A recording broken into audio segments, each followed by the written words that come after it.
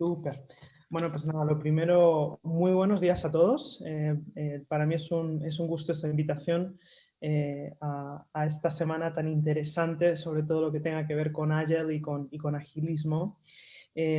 Así que bueno, una cosa que es importante para mí es que yo voy a estar hablando, pues nada, 20, 25 minutos, espero aproximadamente, como mucho 30. Voy a estar pendiente luego del chat también para que me dejéis comentarios, pero lo que sí quiero es que esto no sea un monólogo, sino que sea un conversatorio. Tenemos tiempo para que haya una buena sesión de preguntas y respuestas. Yo espero os hayan compartido ya mi currículum y mi experiencia. Yo estoy feliz de hablar de cualquier tema, cualquier cosa que os dé curiosidad más allá de lo que hablemos aquí hoy, pero feliz literal de intentar responder cualquier pregunta que tengáis sobre esta temática o sobre cualquier otra temática relacionada que os apetezca pues, hablar conmigo hoy. Y bueno, ¿de qué vamos a hablar? Yo sé que tenéis varios días de agilismo y creo que en muchas de esas sesiones pues obviamente vais a estar hablando de lo que es la mentalidad ágil, lo que implica Ok, desde un punto de vista de forma de trabajo. Y yo hoy en este espacio quería, digamos, tratar de otro tema que no tenga que ver tanto con lo que son las metodologías, lo que son las dinámicas diarias, sino que quería hablaros de cómo nos convertimos en una organización agile. ¿Y a qué me refiero con convertirse en una organización agile? Para que el agilismo, digamos, pueda ser exitoso, para que una organización realmente tenga esa mentalidad ágil y podamos trabajar de una forma ágil en el día a día, tenemos que convertirnos en una organización que lo permita. ¿Sí? Y muchos de los desafíos que os vais a encontrar en las empresas en las que vayáis, sobre todo si son empresas, os diría, de carácter más tradicional, ¿sí? Daros cuenta que yo, por ejemplo, he pasado de trabajar en una empresa como Google a trabajar en un banco, ¿no? Y es muy diferente, obviamente, ¿no? Pero, por ejemplo, en una empresa tradicional, como puede ser un banco, puede ser una empresa de telecomunicaciones, ¿sí? Tenemos que preparar a la organización y tenemos que preparar a los líderes de la organización para que habiliten que la cultura de la organización cambie, ¿no? Para que dé cabida a que esta mentalidad y este ADN agile y ágil se pueda efectivizar. Así que de eso os voy a hablar hoy. Os voy a hablar de las 4 cosas que son fundamentales y que se tienen que dar en una organización para que podamos convertirnos en organizaciones ágiles. ¿Por qué esto es importante? Porque lo que me gustaría es que cada uno de vosotros sepáis que os vais a enfrentar a estos desafíos, sepáis qué cosas tenéis que identificar, ¿no? Cuando estáis trabajando en una empresa, identifiquéis alguna de estas 4 cosas, digáis, uy, tenemos que trabajar en cambiar esto porque si no, nuestro rol como Agile Leads o como coaches o como Scrums o el rol que tengáis, no se va a poder ser exitoso, ¿no? Y lo que es más importante, os vais a frustrar intentando, ¿no?, transformar la organización para que os dé cabida como líderes en Agile y no va a ser posible. Así que os voy a dar una perspectiva quizá diferente que espero que os ayude y os complemente pues, con todo lo que estáis aprendiendo en estos días. Así que bueno, lo primero es que quería empezar con una pequeña, no sé si es un pequeño cuento, una pequeña metáfora, por así decirlo. Hay un viejo caso de filosofía en la que, pues imaginaros 2 peces, en esta foto veis varios, pero imaginaros 2 peces que están nadando en el océano y un pez mira al otro y le dice, oye, el agua parece bastante turbia hoy, ¿no? Está como gris, está como nublada, como sucia, ¿no? Y el otro pez mira hacia atrás y le dice, "Mm, ¿qué es el agua?", ¿no? Y a mí me gusta mucho este caso, esta metáfora, la utilizo para muchas cosas, pero en este caso esta metáfora sobre todo muestra que la forma en que hacemos las cosas a menudo se convierte en parte de nuestra propia realidad, o sea, ni nos damos cuenta de que está ahí, ¿no? En este caso el pez ni siquiera se había dado cuenta de que el pez nada en agua, que respira en agua, ¿no? No sabía ni lo que era el agua. Y eso es lo que pasa con la forma en la que hacemos las cosas. Es el agua en la que estamos flotando, por así decirlo, y ni siquiera pensamos en ello. Es la forma en la que trabajamos, que lo hacemos todos los días y no pensamos en ello. No cuestionamos muchas veces la forma en la que trabajamos, sino que pensamos que la forma en la que trabajamos es la única que tiene sentido, ¿no? Y eso es lo que os va a pasar, o probablemente a lo mejor os pase en muchas de las empresas en las que estáis, o os va a pasar en las empresas en las que vayáis, que nadie se está cuestionando la forma en la que trabaja, ¿no? Nadie se está cuestionando la cultura, la mentalidad que tienen, ¿no? Y precisamente, además, esa forma en la que trabajemos refleja precisamente esa mentalidad que hay detrás, ¿no? Si tienes una mentalidad muy abierta y muy flexible, no vas a trabajar de una forma, digamos, tradicional y cerrada, ¿no? Sino que también trabajarás de esa forma abierta y flexible. Entonces, yo creo que es importantísimo, ¿no? Que identifiquemos eso. Hay mucha gente que os vais a dar cuenta que le parece súper natural trabajar en la famosa cascada, ¿no? En el famoso waterfall, trabajar en planes súper detallados, con una fecha concreta que tiene inicio y final, un presupuesto fijo que está asignado a cada paso, a cada etapa del proyecto, ¿no? Y ese es su agua y no se dan cuenta de que ese agua está ahí, ¿no? No se plantean, bueno, ¿y qué pasaría si en lugar de tener especialistas tenemos más generalistas? Si en vez de tener personas que conozcan muy bien solo un área, tener sentido que todos sepan un poco de todo. No se plantean el qué es el trabajo multifuncional o crossfuncional, ¿no? No se plantean el si tiene sentido, por ejemplo, centrarse en hacer iteraciones de un proyecto más cortas y flexibles. Literalmente no se lo plantean, no entienden qué es el agua. Y ese es un gran desafío que tenemos cuando intentamos cambiar la cultura de las organizaciones y explicar a personas que son así, que no entienden qué es el agua, qué es una mentalidad ágil, ¿sí? ¿Qué ocurre? Que dado el ritmo tan vertiginoso que hemos tenido con la disrupción digital, que como todos ya sabéis, no ha hecho más que acelerarse con el COVID, las organizaciones no tienen más remedio que actuar con más rapidez. Es la única alternativa que tienen si quieren salir adelante y quieren seguir siendo relevantes, ¿no? Y además quiero que penséis que una organización debería moverse al menos tan rápido, ¿sí?, como la tasa de cambio externo. Es decir, nos tenemos que mover tan rápido como se mueve mi contexto externo, porque si no nos quedamos atrás. Eso que implica que las organizaciones se tienen que convertir en organizaciones mucho más planas, que se puedan mover con mucha más rapidez. Es decir, literal, se tienen que convertir en organizaciones ágiles. Pero bueno, ¿qué es eso de convertirnos en una organización ágil, ¿no? Porque vosotros a lo mejor sabéis mucho de vuestra mentalidad, de las metodologías, pero eso que implica a nivel organizacional, ¿cuáles son las cosas que tenemos que empujar para que la organización nos acompañe en esta transformación ágil?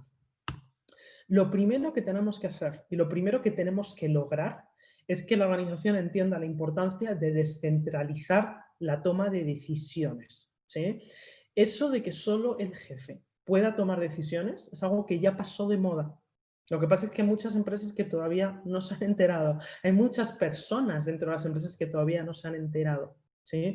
La toma de decisiones se tiene que, o debe tomarse primero en función de la información relevante, del conocimiento y de la capacidad de las personas para implementarla. Y esas son las personas que tienen que tomar las capacidades, las que tienen la información, el conocimiento y la capacidad. Son las personas que tienen que tomar las decisiones. Perdón.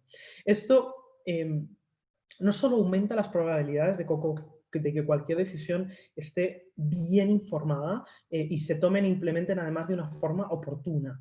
Pero para ello tenemos que tener una cultura donde las personas estén empoderadas a tomar las decisiones independientemente de su título, ¿sí? Entonces, si estáis en una organización donde veis que existe el fenómeno del hipo, y ahora os voy a mostrar qué es el hipo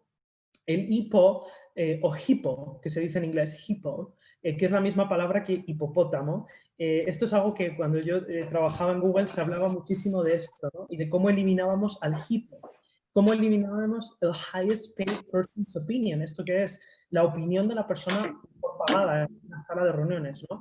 ¿Y cómo eliminábamos eso? ¿Cómo eliminábamos, ¿no? Porque la organización tradicional, y sí os pediría, por favor, que estuviera todo el mundo por ahora con el micrófono apagado, porque hay alguien ahí por ahí que está haciendo eco, está haciendo ruido, así que, por favor, os agradezco si si cerráis los micrófonos hasta que entremos en la parte de Q&A, pero algo que se hablaba mucho, este concepto, y es un concepto que llevo con él años, pero como os digo, lo aprendí en Google y había una obsesión con eliminar esto, ¿no? Con descentralizar la toma de decisiones y realmente hacerla, como os decía, que tomen las decisiones las personas con la información, el conocimiento y la capacidad, no el jefe del jefe del jefe, o si estamos en una sala de reuniones, digamos, quién es la persona de rango superior y que esa sea la que tome la decisión. Entonces, bueno, esto es una de las primeras cosas que tenéis que identificar, porque esto es una de las principales barreras que vais a tener cuando intentemos transformar una organización en una organización agile, en una organización ágil.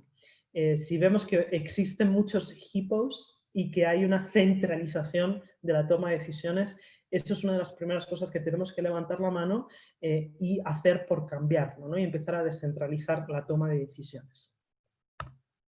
En segundo lugar, es importantísimo lograr, digamos, una cultura que confíe muchísimo en equipos multifuncionales o de unidades cruzadas, ¿no? Para analizar los problemas, para reunir la información, para sopesar alternativas, para tomar decisiones, ¿sí? Y es importante además que para que esos equipos se puedan mover con rapidez, se mantengan equipos pequeños. ¿Qué ocurre en las organizaciones cuando empiezan a cambiarse? Que de repente organizan la típica mesa de trabajo, ¿no? Y vas a esa mesa de trabajo y hay 25 personas en una mesa de trabajo. Sí, será multifuncional y demás, pero como no hay confianza entre unas áreas y otras, no hay comunicación, todo el mundo va a la mesa de trabajo, con lo cual, digamos, no cumplimos con el principal objetivo de tener equipos multifuncionales que sean ágiles. Es decir, tienen que ser equipos pequeños, ¿sí? Donde estén las personas que tienen que estar, ninguna más, para permitir que se muevan con toda la rapidez posible, que la toma de decisiones sea súper rápida, ¿no? Y que sean capaces de moverse y de analizar los problemas y reunir la información todo súper rápido. Y obviamente dentro de esos equipos multifuncionales, designar por el equipo quizá a una persona que naturalmente ya tenga una cierta capacidad, por así decirlo, de liderazgo, para que pueda, digamos, mantener la dirección de esos equipos y además pues acuerde los resultados que se desean, que maneje los stakeholders, etcétera, etcétera, ¿no? Así que bueno, descentralización y formación de equipos multifuncionales, pequeños, rápidos, y generar esa cultura, ¿no? Empezar o comenzar a que la empresa empiece a entender esto. Cuando una empresa empieza a entender la descentralización y la capacidad de un equipo multifuncional, mirad que eso ya os sienta en la base para realmente luego poder llevar a cabo esa transformación agile. Pero empresas que no entienden estos, si llegáis a empresas donde no se trabaja en equipos multifuncionales de base, que cada uno trabaja por su lado, lo primero que hay que hacer es, bueno, para el próximo problema que tengamos, vamos a formar el primer equipo multifuncional. Ni siquiera ya os estoy hablando de generar una dinámica ágil, sino simplemente de conseguir que la gente trabaje en conjunto. ¿Sí? Eso es la base, eso es un fundamento que luego os va a permitir una transformación muchísimo mayor. Tercero, ¿cuáles son los valores los valores, normas culturales que tienen que servir como cimientos para que luego una estructura ágil pueda funcionar correctamente? ¿Sí? Y esas son conversaciones que hay que tener temprano, ¿no? Al igual que, por ejemplo, cuando trabajamos en equipos o con una mentalidad, una metodología ágil, hablamos de los acuerdos sociales, ¿no? ¿Cuál es el acuerdo social que vamos a hacer como un equipo? Esto mismo, literal, hay que llevarlo, pero prácticamente a nivel organizacional. A veces no a nivel de toda la empresa, pero a lo mejor a nivel de todo un área o todo un departamento. ¿Cuáles son los valores? ¿Cuál es la cultura a la que nos vamos a apoyar para llevar a cabo esta transformación? Y eso también se tiene que setear desde pronto, desde el principio, ¿no? Por ejemplo, preguntas como ¿qué va a ser más importante para nosotros? ¿Los resultados o el proceso? Por ejemplo, vamos a tener una cultura en la que sea mejor pedir perdón más tarde que retrasar la toma de decisiones mientras se espera el permiso, ¿no? ¿Qué vamos a hacer? ¿Vamos a buscar un consenso infinito, por ejemplo? Es decir, que te apruebe algo hasta el Papa. ¿O No es un requisito ese consenso de absolutamente todo el mundo para tomar decisiones y avanzar, ¿sí? ¿Vamos a experimentar o no queremos experimentar? ¿Cómo de abiertos estamos al riesgo? Estas son las preguntas que tenemos que plantear a nivel organizacional, ¿sí? Y llegar a un acuerdo, llegar a ese acuerdo de cuáles son los valores y la cultura que nos van a apoyar, ¿sí? Esos valores que van a estar detrás de los equipos multifuncionales, que van a estar detrás de la descentralización. Yo lo he puesto aquí en tercer lugar y ojo que, por cierto, estas 4 cosas no las estoy dando en ningún orden de importancia, sino que estoy diciendo que son 4 cosas que tienen que pasar casi, por así decirlo, en paralelo, ¿no? No es que una cosa vaya antes que la otra. No obstante, el tema de los valores y la cultura es una conversación que hay que tener muy temprana y que hay que mantener y hay que recordar.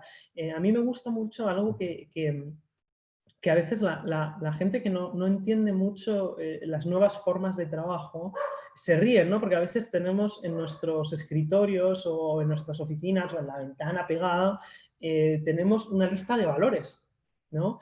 Porque tenemos ese recordatorio ahí visible de que no se me olvide, ¿no? Que lo más importante, lo que hemos acordado que es más importante es esto, que puedo tomar riesgos, que puedo ser valiente y tomar riesgos, que no necesito buscar un consenso absolutamente infinito, sino que tengo que buscar un consenso solo de ciertas áreas o ciertos stakeholders, ¿sí?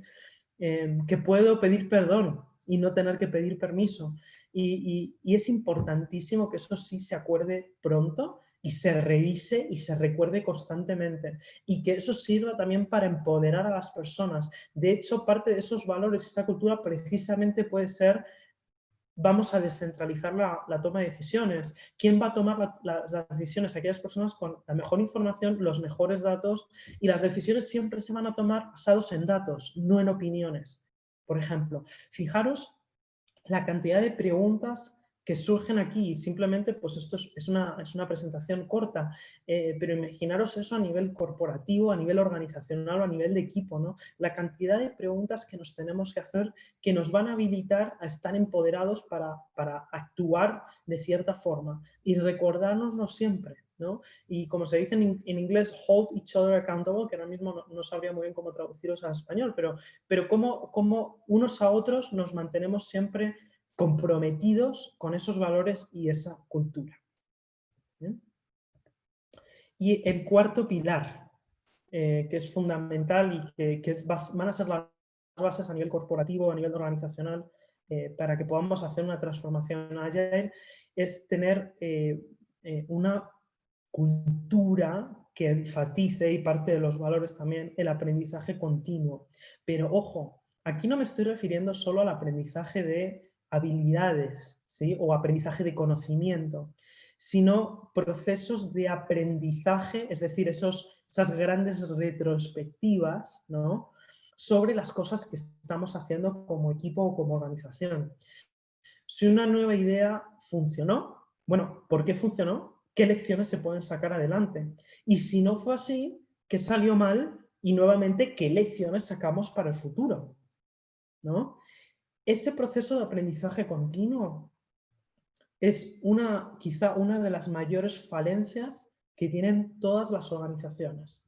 Entonces, cuando nosotros empezamos a hablar de un tema de retrospectivas y demás, no lo entienden, ¿sí? Por eso es súper importante también establecer como base prácticas mucho más ligeras, pero igualmente importantes, que sean los cimientos de esa transformación ágil, que permitan a la gente entender la importancia de que el error, de hecho, es solo un error cuando no se aprende de él, sino que los errores son aprendizajes, pero para que sí sean, tenemos que hablar de esos errores, ¿sí? Y al igual también tenemos que hablar de las cosas que han salido bien, no para regocijarnos en lo buenos que somos, sino precisamente para tomar los aprendizajes y seguir permeando y multiplicando esos aprendizajes. Y lo que es importante además sobre este proceso de aprendizaje continuo, como os digo, sobre los procesos, sobre los proyectos, es compartirlo, ¿no? Democratizar esos aprendizajes, que no quede solo en un grupo, sino cómo generamos además esos espacios para compartir cosas que nos hayan ido bien, cosas que nos hayan ido mal y que hemos aprendido de cada una de estas cosas, ¿no? Y obviamente, importante, todo esto tiene que venir, digamos, redondeado, por así decirlo, por la utilización de herramientas, sobre todo herramientas digitales hoy en día, que vivimos en una videoconferencia permanente, ¿no? Em, que nos permitan redondear, por así decirlo, todas estas cosas en la organización de forma interna, ¿no? Que nos permitan reducir la burocracia, que nos permitan incrementar la transparencia en la comunicación, en los procesos y sobre todo acelerar la coordinación entre todos para que todas estas cosas vayan pasando. ¿Sí? Así que bueno, esos son, pues digamos, esos 4 pilares organizacionales que os van a permitir que realmente se pueda llevar a cabo una transformación ágil. Si estas cosas no se dan, si no se están dando en una empresa, esa transformación ágil va a ser increíblemente, os lo digo por experiencia, va a ser increíblemente difícil, si no casi imposible. Así que antes de, digamos, empezar con cosas quizá que sean muy avanzadas, seamos empáticos hacia las organizaciones en las que trabajemos y busquemos estas 4 cosas, ¿no? En pequeñas prácticas diarias, en pequeños cambios que tenemos que producir, y cuando estos cambios ya hayan permeado un poquito, la organización lo entienda, entonces ya podemos hablar de, bueno, ahora hagamos una transformación agile completa. Así que bueno, esos son los 4 aprendizajes que os traía para vosotros hoy. Voy a dejar de compartir por ahora la pantalla y quedo pendiente de preguntas, comentarios sobre este tema, como os digo, o cualquier otro tema donde os pueda quizá aportar valor.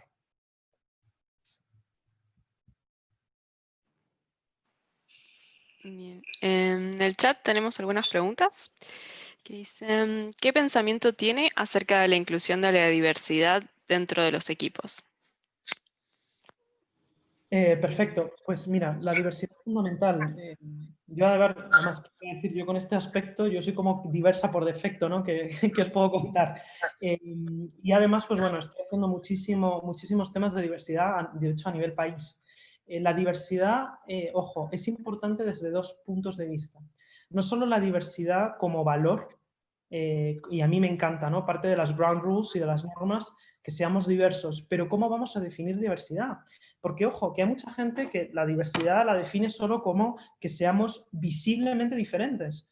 Y ahora mismo en esta sala, pues aquellos que veo fotos o veo cámara, podemos decir que somos visiblemente diferentes unos a otros, ¿no? Y a veces ese visible diferente puede ser diversidad de género, puede ser diversidad de etnia, y eso es importantísimo porque, por desgracia, todavía no hemos llegado ni siquiera a esa diversidad, ¿no? Pero tenemos que pensar en la siguiente diversidad, que es más importante incluso, os diría, que es la diversidad de pensamiento, la diversidad en el background, por ejemplo, en la educación, ¿sí? Porque para mí, yo siempre digo que, mira, es fenomenal que visiblemente seamos diversos. A lo mejor yo miro a los que estáis en la cámara y me miro a mí y puedo decir, bueno, pues yo soy diferente porque tengo un color diferente, porque tengo un pelo diferente, porque somos visiblemente diversos. Sin embargo, si pensamos exactamente igual, no le aportamos ninguna diversidad a la empresa, porque pensamos exactamente igual. Con lo cual es muy probable que tomemos el mismo tipo de decisiones, ¿no? Que aportemos la misma línea de pensamiento, aportamos una visibilidad diferente, fenomenal, qué lindo, nos vemos diferentes. Pero lo más importante como valor, ¿sí? Es la diversidad en todos los ámbitos, no solo lo que se ve, sino además lo que está aquí, lo que está en nuestras cabecitas, que pensemos de forma diferente. Entonces, uno de esos valores sí es fundamental, que digamos, vamos a admitir, obviamente, que la gente piense de una forma totalmente diferente, que haga cuestionamientos totalmente diferentes, que tengan una educación diferente. A mí me llama mucho la atención, sobre todo en Latinoamérica, no pasa tanto en otras partes del mundo, y literal he trabajado prácticamente en todas partes del mundo, donde, por ejemplo, se valoran cosas que a mí me parece que no significan mucho sobre la persona, como por ejemplo en qué universidad has estudiado, ¿no? Incluso he visto ocasiones donde hay empresas que hasta discriminan, por así decirlo, o empresas o personas dentro de las empresas que discriminan por, no sé, porque vives en una zona o vives en otra zona, o sea, cosas que a mí me parecen de verdad de lo más absurdo. Y por eso es tan importante que se hable de diversidad, precisamente de esos temas, de que pienses de forma distinta, que te hayas educado de una forma totalmente diferente, que hayas ido a una universidad diferente o que no hayas ido a una universidad, simplemente que hayas tenido una experiencia profesional de valor, ¿sí? Y eso es uno de los valores más importantes de los que tenemos que hablar hoy en día, porque es uno de los valores que más riqueza, de hecho, pueden traer a una organización. No hay nada más lindo que tengas 3 personas y que cada una de esas personas te agreguen valor de esa forma. Pero si tienes 3 personas que piensan igual, pues para tener clones no contrates a gente diferente, ¿no? Así que bueno, eso es un poco mi opinión sobre la diversidad. Como veis, le doy mucha importancia por obvias razones, pero sobre todo porque está probado, más allá de todo y de mi opinión personal, está probado que los equipos diversos son más ricos, más productivos, generan más valor y vivimos en un mundo diverso. Así que qué lindo, ¿no? Que podamos aprovechar esa diversidad en nuestros equipos de trabajo. ¿Qué más? ¿Qué más veo? ¿Hay algún perfil de personas que son más adecuadas para este modelo de organización? Bueno, yo os diría que más que perfil es una mentalidad, ¿no? ¿Qué mentalidad buscamos en las personas que vamos a trabajar? Porque a veces cuando pensamos en perfil empezamos a pensar en cosas como pues qué estudios ha tenido, a lo mejor, qué experiencia profesional. Hay gente que incluso piensa en edad, que también eso es un tema, el tema de las edades que a mí me mata, porque creo que la edad es un elemento más para juzgar a unas personas, ¿no? Es como que nunca tienes la edad adecuada para nada, o eres muy mayor o eres muy joven. Entonces, ¿cuál es la edad adecuada? Es que no lo sé. Entonces, yo no pienso tanto en perfiles, sino en la mentalidad de las personas. Una persona que tiene una mentalidad abierta, que le apetece aprender, y no solo le apetece aprender, sino que además que tiene sobre todo capacidad para aprender y que hay cosas que, digamos, le atraen por defecto, le gustan por defecto. Es una persona que está abierta al cambio y que además recibe el cambio, quiere ser parte del cambio. Personas que son innovadoras por naturaleza. Tú puedes ser una persona innovadora por naturaleza, pero a veces el bolsillo no te permite ser innovador, porque a veces el bolsillo no nos permite pues, comprarnos lo último que hay en tecnología, no sé. Pero eso no implica que no estés todo el rato mirando pues qué noticias hay, qué es lo nuevo que ha salido, porque una cosa es mejor que la otra. Eso es ser innovador por naturaleza, ¿no? Esos son temas de mentalidad y eso es como yo definiría el perfil para cuando estamos hablando sobre todo de personas que nos van a ayudar en una transformación. Tenemos que mirar a la mentalidad de la persona y no a lo que me ponga en el papel. Porque si tú, por ejemplo, yo ahora mismo trabajo en un banco, ¿no? Si yo miro el perfil de un banquero tradicional, el perfil, de nuevo, y a lo mejor veo una persona que, no sé, lleva 20 años trabajando en banca, yo veo eso y digo, pues no sé si me va a ayudar con una transformación ágil, ¿no? 20 años trabajando en banca. Pero si yo miro la mentalidad de esa persona y me encuentro con una persona con todos los atributos que acabo de mencionar, va a ser una persona que sí me va a ayudar en la transformación y va a ser el tipo de persona que quiera en el equipo, ¿no? Así que os reto a que no pensemos tanto en el perfil estricto, sino en lo que hay detrás de ese perfil en papel, ¿no? Y esa persona cómo piensa y cómo ve el mundo, por así decirlo, y ver si eso es algo que nos va a apoyar o si va a ser detrimental en lo que queremos lograr. Hola, buenos días. Habla Tania, yo hice esa pregunta. Y Sí, bueno, en relación a eso, ¿cómo podemos identificar o poder ver esa mentalidad en las personas? haciendo muy buenas preguntas. Yo la verdad que algo que a lo que reto siempre es a cómo hacemos las entrevistas, ¿no? Yo soy una obsesionada con, literal os lo digo, soy una obsesionada con el tema de las entrevistas. Me encanta porque para mí el objetivo de entrevistar o entrevistar o hacer un chat con alguien, ¿no? O sea, alguien que, digamos, estés considerando a lo mejor para tu equipo o lo que sea. Y caemos siempre en hacer, o caemos la mayoría de la gente cae en la trampa de hacer preguntas muy tradicionales de cuéntame qué has hecho, tu experiencia profesional, cuéntame pues de qué te sientes orgulloso de tu experiencia profesional, ¿no? Cosas así. Que está bien y hay que hacerlas, hay que preguntarlas. Yo siempre digo que no te tienen que contar de su experiencia profesional porque ya lo estás viendo en su currículum. Pregúntale otras cosas de su experiencia profesional, ¿no? Sí, pregúntale de qué se siente orgulloso o orgullosa. Ese tipo de cosas más cualitativas me parece importante, pero tenemos que hacer preguntas tipo, yo preguntas que hago para ilustrar esto, por ejemplo, es precisamente ¿cuál ha sido tu error preferido? Yo es algo que siempre pregunto, ¿sí? Porque ahí tú ya ves si una persona entiende que el error es un aprendizaje o no, cosa que a mí me gusta en temas de la mentalidad, ¿no? También pregunto cosas como, ¿cuáles son los valores que para ti son más importantes en las personas con las que trabajas? ¿Sí? Para entender qué es lo que valora esa persona, porque lo que valora esa persona también me indica lo que esa persona es. ¿Sí? Yo, por ejemplo, valoro mucho la honestidad y que la gente me hable de forma directa. Si valoro eso, ¿por qué es? Es porque yo soy así, yo soy súper directa. ¿Sí? Y me gusta que la gente sea directa conmigo y sea honesta y podamos tener conversaciones honestas, ¿no? Entonces, hago ese tipo de preguntas que son mucho más cualitativas, como para ver qué es lo que hay detrás de esa persona. Por ejemplo, yo siempre pregunto también, ¿cuál fue la última vez que pediste perdón en el trabajo? ¿Que te disculpaste por algo? ¿Y por qué fue? Cuéntame, ¿cómo fue el proceso? ¿No? ¿Por qué pediste disculpas? ¿No? Y siempre hay que preguntar mucho el por qué detrás de las cosas. No nos quedemos con la respuesta primera, sino cuéntame un poquito más de esto y el por qué hiciste lo otro, qué rol tuviste, por qué tomaste esa decisión, ¿no? Y luego hago preguntas absurdas como ¿y qué es lo que has aprendido durante la cuarentena? Yo creo que todos hemos aprendido cosas durante la cuarentena. También me da para ver si esa persona es más o menos flexible, a lo mejor en su pensamiento, qué cosas valora en el día a día, qué capacidad de aprendizaje y de cambio tiene, cómo afronta la incertidumbre, ¿sí?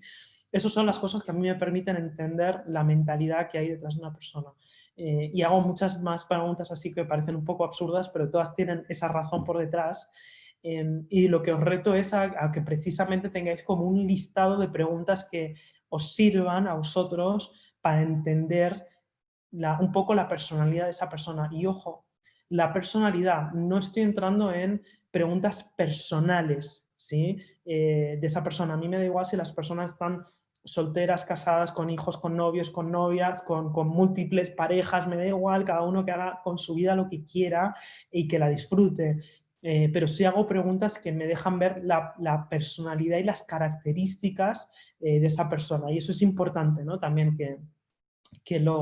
que rompamos esos paradigmas de cuéntame si estás casada, soltera, y tal, o sea, ¿qué nos importa? O sea, a mí lo que me importa es cómo piensas, cómo actúas, cómo te comportas, qué valores tienes, qué valoras en la vida, qué valoras en los equipos, qué vas a valorar de tu líder, cómo trabajas. Eso es lo que nos tiene que importar, ¿no? Y esas son las preguntas que deberíamos hacer. Bueno, quería explorar un poquito.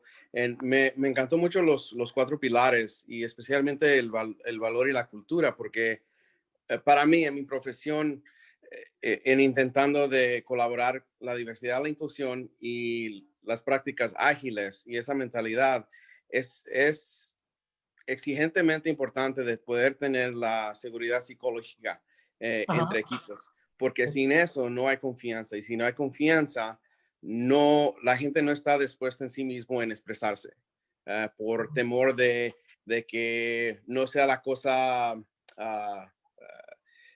una cosa que sea con mucho placer, o que sea recibida con cosas negativas, o que por expresarte, al contrario, ahora no vas a ser parte de este equipo.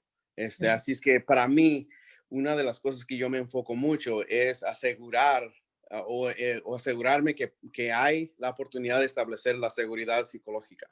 Tal cual. ¿Cuál es tu nombre? Saúl Gómez, perdón. Saúl, estoy totalmente de acuerdo. Saúl se refiere a un término que es psychological safety, que es la base de la pirámide. Yo vivo, te juro, vivo por ese concepto. Sí. Y voy a complementar un poco a lo que nos dice Saúl. Psychological safety, de hecho, fue un término y vivo por ese concepto porque yo fui parte del research que hizo Google para sacar ese concepto, entonces lo llevo en el ADN. Pero bueno, Google sacó un research y psychological safety es un término que ha existido durante mucho tiempo, pero Google lo relanzó porque Google sacó un research sobre cuál es la pirámide de las necesidades de los equipos de alto rendimiento. Y la base de la pirámide, es decir, lo que hace que todo funcione, es ese concepto de psychological safety, seguridad psicológica. ¿Y qué es el psychological safety? Es que los miembros del equipo puedan ser vulnerables, se puedan sentir vulnerables, puedan ser ellos mismos con el equipo. ¿Y eso qué implica eso de poder ser vulnerable? Que puedas tomar riesgos, ¿sí? Que puedas levantar la mano y dar feedback, que puedas ser tú mismo o tú misma, en el trabajo, no que tengas que mostrar algo que no eres. Básicamente el ser uno mismo, el tomar riesgos, el poder tener conversaciones honestas, el sentirte precisamente que tú puedes tener un mal día, ¿sí? Y aún así ser tú mismo o tú misma en el trabajo, ¿sí? Es sentirte respaldado por los compañeros del equipo y sentirte respetado y respetada por los compañeros del equipo. Eso es la base para que cualquier equipo funcione bien.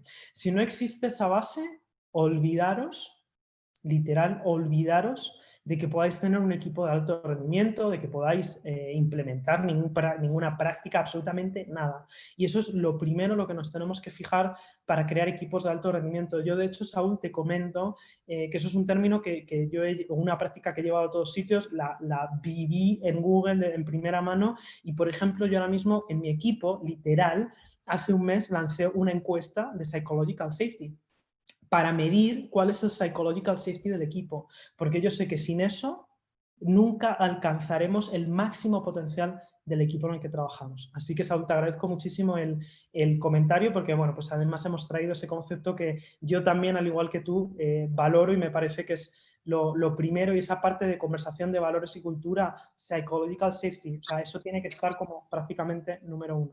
Muchas gracias. Precisamente, gracias. Veo muchas preguntas, no sé si nuestra anfitriona, si tú quieres seleccionar alguna, porque creo que nos quedan 8, 9 minutos, entonces no sé si hay alguna que tú quieras seleccionar en función también de lo que hayas visto otras dinámicas de otras salas que te parezca más interesante.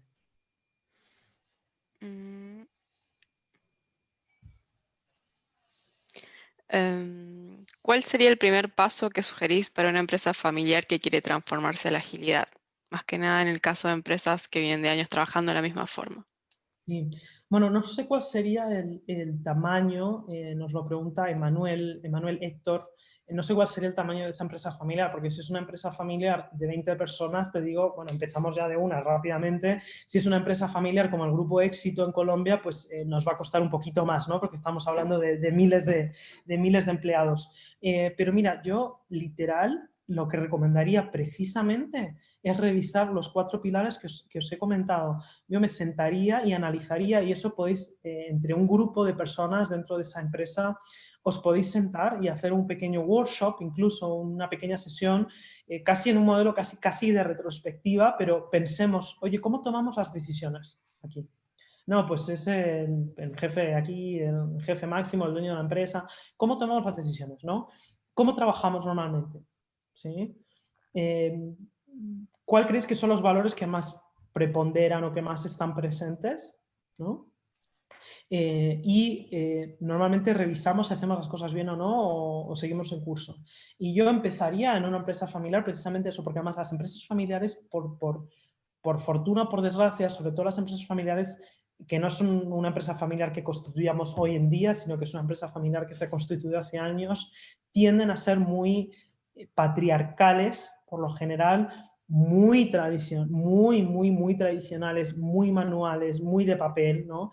Y hay que romper muchos paradigmas. Entonces yo creo que lo primero empieza por tener una conversación sobre cuáles son los elementos que hacen una empresa de hoy en día mejor, que son los elementos que acabamos de ver, y nos cuestionémonos a nosotros mismos como empresa cómo estamos con respecto a esto, ¿no? Y en función de eso, bueno, pues cuáles son las cosas que podemos empezar a cambiar ya hoy y además cómo cambiamos sobre todo el comportamiento de aquellos que están en esas capas como de liderazgo tradicional para que pues lideramos con el ejemplo, ¿no? Y yo empezaría con esa conversación y autoanálisis o autorreflexión sincera con pues los miembros quizá más seniors, si queremos decir, o los que estén en puestos de liderazgo dentro de esa estructura familiar. Muchísimas gracias, es muy útil tu devolución. Gracias, Manuel. Veo más preguntas por aquí. Bueno, sí, mira, me gusta lo que nos dice Rosa, el comentario de llevo 30 años trabajando en un banco, casi 60 de edad y estoy incursionando en el mundo de la agilidad. Y no hay que caer en la trampa de prejuzgar por la edad. Si bien antes lo decía, nunca tenemos la edad correcta. Así que por eso a mí la gente cuando me pregunta la edad nunca la digo. Porque digo, mira, ya me estás juzgando por mi color de piel, me estás juzgando porque soy mujer, me estás juzgando por mi acento, porque, no sé, mezclo los idiomas cuando hablo, encima ahora me vas a juzgar con la edad. No. Así que he eliminado eso de cualquier conversación. Lo recomiendo, por cierto, hacerlo en todo caso. La edad que aparente, pues esa estará bien, espero. ¿Qué más? ¿En qué medida se logra el cambio cultural reflexionando sobre los valores y creencias al comienzo versus cambios de mindset que se logran al ver nuevos comportamientos y resultados? Mira, el cambio cultural en general es lo más complicado que vamos a tener. Hay empresas donde es más sencillas que en otras, pero de hecho, para mí, cuando yo pienso en Agile, pienso precisamente en un cambio cultural, ¿no? Y es lo más difícil, porque es cambiar es enseñarles a las personas que el agua puede tener distintos colores, ¿no? Utilizando un poquito el ejemplo que os mostraba al principio y que existe un agua y que no se habían dado cuenta. Es muy, muy compleja, muy complicada. Entonces, leyendo un poco la pregunta, el tema de reflexionar sobre los valores y creencias es algo que yo creo que hay que hacer al principio, al medio y al final. Porque cuando hacemos una primera reflexión e intentamos hacer cambios, lo que va a pasar, sobre todo los primeros intentos, es que la gente al final va a volver siempre a su comfort zone, va a volver a su default, va a volver a los comportamientos que ya sabían de antes. Entonces es algo que hay que estar como constantemente practicando, analizando, reflexionando y recordando. No sirve con tener una charla y luego, ay, sí, ya hemos hablado de que vamos a hacer ask for forgiveness, lo diré en español, pide perdón y no permiso y vamos a ser así, vamos a ser digitales, y a las 2 semanas está todo el mundo pidiendo permiso hasta el Papa, volviendo al papel, ¿no? Porque es lo que conocemos. Entonces toca, o sea, un recordatorio constante y además tener una serie de cadencias y de prácticas que a la gente incluso le permita el darse cuenta de, uy, me estoy devolviendo a lo que no era, ¿no? Y eso exige de mucho compromiso por parte de todos. Y eso viene acompañado de cambios de mindset que se van a producir gracias a estas conversaciones y estas prácticas, ¿sí? Y cuando vemos un cambio de mindset, está buenísimo, de hecho, incorporarlo en la conversación de valores y cultura. Mirad, hablamos de que íbamos a hacer esto y mirad, todos estos lo han conseguido, mirad qué felices están y hablemos de ese cambio positivo. Así que yo no lo veo como algo separado, sino que veo que uno es casi el resultado, consecuencia de otro, o van en paralelos y se acompañan entre sí. Bien, nos quedan unos 3 minutitos más. Hay un comentario de Mateo Di Maggio que dice: muchas veces vamos con estos mensajes y son recibidos positivamente. Todo de acuerdo, pero en cuanto aprieta el zapato, mínimamente se vuelven a las viejas prácticas. ¿Algún consejo respecto a cómo trabajar con esto, teniendo en cuenta que no siempre toda la organización está 100% on board con la transformación? Pues mira, justo muy alineado justo a lo que estábamos comentando, ¿no?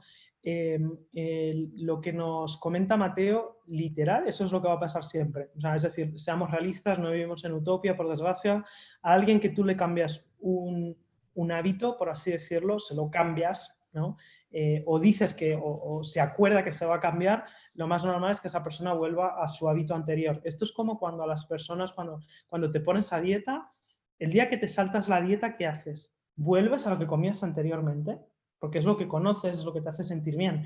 Pues lo mismo pasa, pero peor, más exagerado, con nuestros comportamientos y nuestra forma de actuar y de hacer las cosas. ¿Qué va a ocurrir?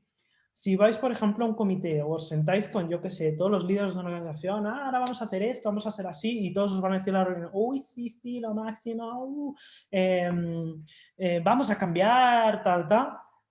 No va a pasar, no va a pasar. O sea, ya aceptarlo, no va a pasar. Van a salir de esa reunión y según salen de esa reunión se van a olvidar de toda la conversación y van a volver a su vida diaria y a sus prácticas diarias. ¿Qué es lo que nos toca? Tenemos que comernos el elefante de pedacitos, ¿no? Es una frase que oigo mucho en Latinoamérica. Yo cada vez que la digo, además me visualizo el momento y como que no me gusta, pero ya la he adoptado y en fin.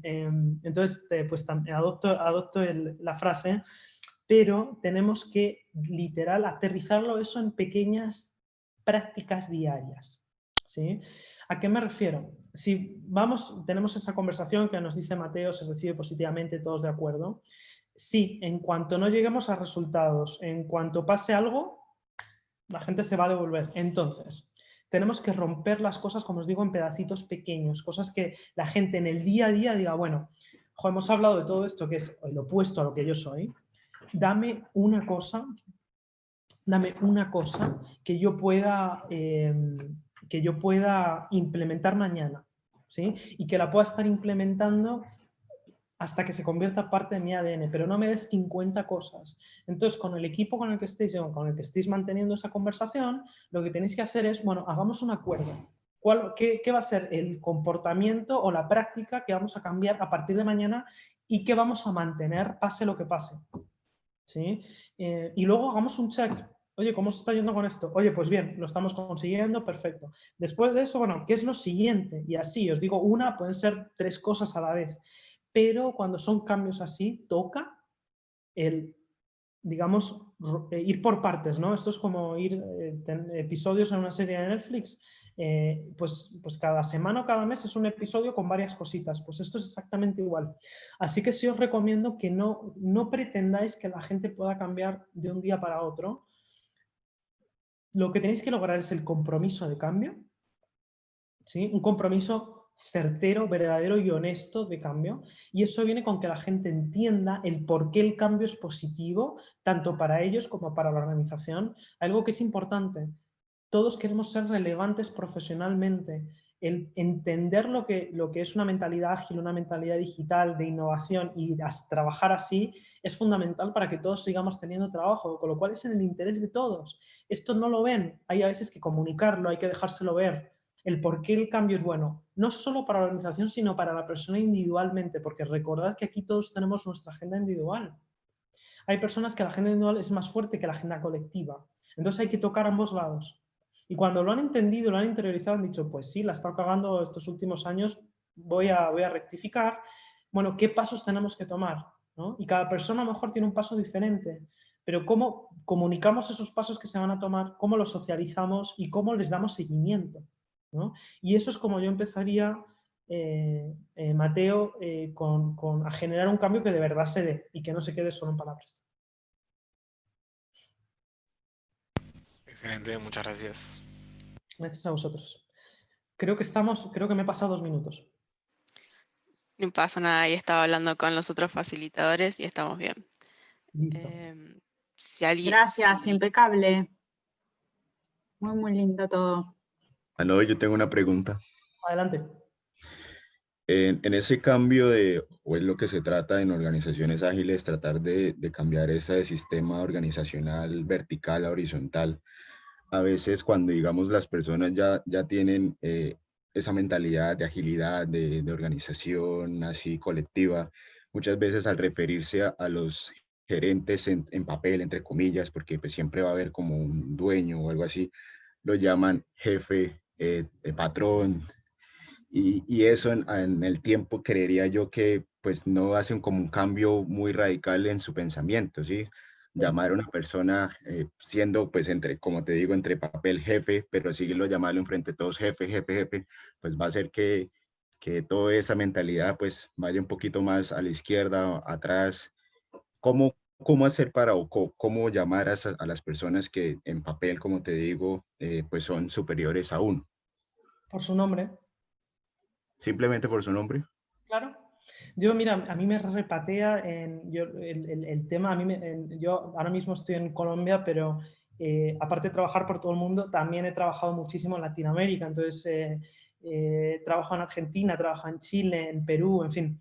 Esa es la única parte del mundo, ¿sí? He trabajado en Asia, he trabajado en Europa, en Estados Unidos, en todos lados, donde a mí me dicen doctora o patrona, o sea... entonces yo, el que me llama doctora, en este caso en Colombia, yo le respondo diciendo, bueno, pues doctor, ¿y usted qué piensa? ¿Sí? Y yo llamo jefe a todo el mundo, hasta el intern, le digo, bueno, jefe, ¿y tú cómo estás hoy? Al intern, el practicante, ¿no? Y eso es una forma que yo tengo diaria de romper